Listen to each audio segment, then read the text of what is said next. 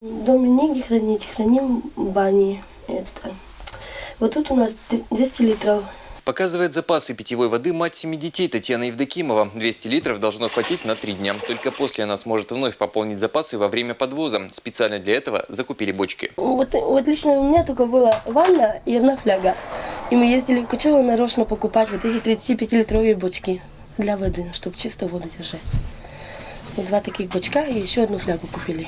Как говорят в деревне, вода пропала из-за засушливого лета. Сначала ее не стало в половине колодцев, а недавно пропала совсем. Власти по просьбе жителей организовали подвоз 2 раза в неделю. Люди в это время заранее все имеющиеся емкости выносят на улицу. У нас нет дома, мы уже заранее знаем, что сегодня должны привезти воду.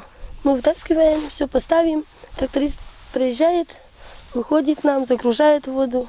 Потом мы приезжаем и убираем все это. Правда, той воды, что привозят, хватает только для питья и приготовления еды.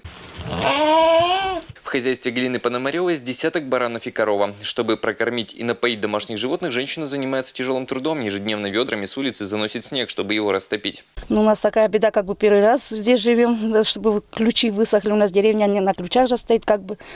Вот нам привозят 2 раза в неделю воду привозят. Ну и снег заносим, если не хватает, растапливаем. Для каждой семьи привезенная вода выдается по норме. В зависимости от количества человек питьевую воду экономят. А растапливает снег чуть ли не каждый. Для стирки, уборки, бани. У кого есть транспорт, ездят за водой в соседнее поселение. В деревне Отопково все колодцы закрыты, люди ими не пользуются. Также воды нет в деревнях Митино, Серва, Кузьмино, Петухово. Но там людям подвоз не организован. Они ездят в соседние населенные пункты, где еще есть вода. По словам главы поселения, привозная вода изначально предназначалась для хозяйственных нужд, но люди сами стали использовать ее для питья, ведь лучшей альтернативы не нашли. По словам чиновников, она соответствует всем требованиям, правда, советуют лучше кипятить. Провели сходы граждан, предупредили людей, что это вода для хозяйственных нужд. Если с их стороны будет использование для питьевых, чтобы строго в кипяченом виде использовали. Ну, соответственно, мы проводим весь спектр действий. Вода поставляется хотя и для хозяйственных нужд она качественная. Мы проводим лабораторные исследования воды.